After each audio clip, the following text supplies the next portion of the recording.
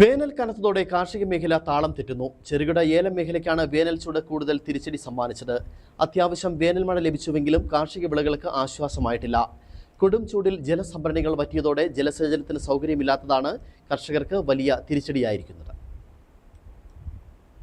ഏലത്തിന് ന്യായവില കിട്ടിത്തുടങ്ങിയത് പ്രതീക്ഷ നൽകിയിരുന്നുവെങ്കിലും കാലാവസ്ഥ വ്യതിയാനം കർഷകർക്ക് വേദനാജനകമായ അനുഭവമാണ് സമ്മാനിക്കുന്നത്. രാവും പകലും ഒരുപോലെ ഉണ്ടാവുന്ന ചൂടിൽ കാർഷിക വിളകൾക്ക് പിടിച്ചു നിൽക്കാൻ കഴിയുന്നില്ല.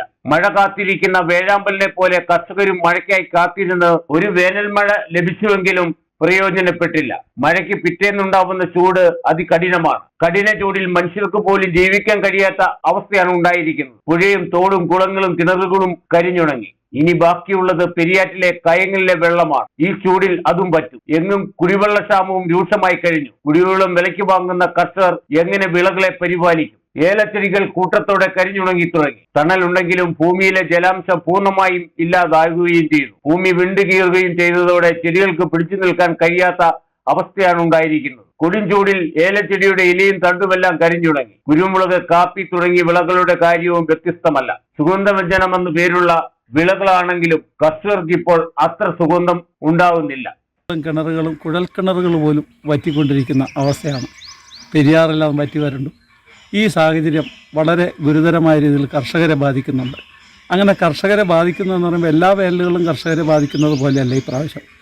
പെട്ടെന്ന് നമുക്ക് ഏറ്റവും കൂടുതൽ സാമ്പത്തിക നാണ്യം നേടിത്തരുന്ന കുരുമുളക് ചെടി കൂട്ടത്തോടെ ഓരോ തോട്ടങ്ങളായി വാടി കരിഞ്ഞ് പോകുന്നൊരവസ്ഥ. പൊടുന്നനെ ഇന്ന് പച്ചയായി നിൽക്കുന്ന ചെടികൾ നാളെയോ നാളെ കഴിഞ്ഞോ 2-3 ദിവസത്തിനുള്ളിൽ വാടി അത് കരിഞ്ഞുണങ്ങി താഴേക്ക് വീഴുന്നു, തണ്ടുകൾ ഒടിഞ്ഞ് താഴേക്ക് വീഴുന്ന ഒരു സ്ഥിതിയാണ് ഇപ്പോൾ ഉണ്ടായിക്കൊണ്ടിരിക്കുന്നത്.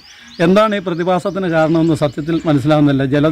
ദൗർലഭ്യം മൂലമാണ് എന്ന് മാത്രം ചിന്തിക്കാൻ കഴിയുന്നില്ല. അന്തരീക്ഷത്തിലുണ്ടാകുന്ന അതികഠിനമായ താപം നമുക്ക് അതിനൊരു വലിയ ഘടകമായി കാണേണ്ടതുണ്ട്. ഏലത്തിൻ്റെ കാര്യം പ്രത്യേകിച്ച് പറയേണ്ടത്, അത് മുഴുവൻ കരിഞ്ഞുണങ്ങി എല്ലാം നശിച്ച് വീണ്ടും മനുഷ്യൻ എരുതിയിൽ നിന്ന് പറചട്ടിയിലേക്കെന്ന് പറയുന്ന പോലെ വീണ്ടും ഒരു കടക്കണിയിലും ആത്മഹത്യാ ഭീഷണിയിലേക്കും പോയിക്കൊണ്ട് ലക്ഷങ്ങൾ മുടക്കി പരിപാലിച്ചു പോകുന്ന കൃഷിദേഹണ്ഡങ്ങളാണ് കരിഞ്ഞുണങ്ങുന്നത്. 2-3 വർഷമായ ഏലച്ചെടികളും തുലാക്കണക്കിന് കാപ്പിയും കുരുമുളകും നൽകുന്ന കാപ്പി കുരുമുളക് ചെടികളുമാണ് കരിഞ്ഞുണങ്ങുന്നത്. ഇനിയും 1.5 മാസമെങ്കിലും വേനൽ നിൽക്കും. അപ്പോഴേക്കും ഭൂമി മരുഭൂമിയായി മാറ്റപ്പെടും. 2 വർഷം മുമ്പ് കൃഷിദേഹണ്ഡങ്ങൾ പൂർണ്ണമായും നശിച്ചതാണ്. പിന്നെ പുതുകൃഷി ചെയ്ത് പരിപാലിച്ച കൃഷിദേഹണ്ഡങ്ങളാണ് ഇപ്പോൾ വീണ്ടും കരിഞ്ഞുണങ്ങിയിരിക്കുന്നത്.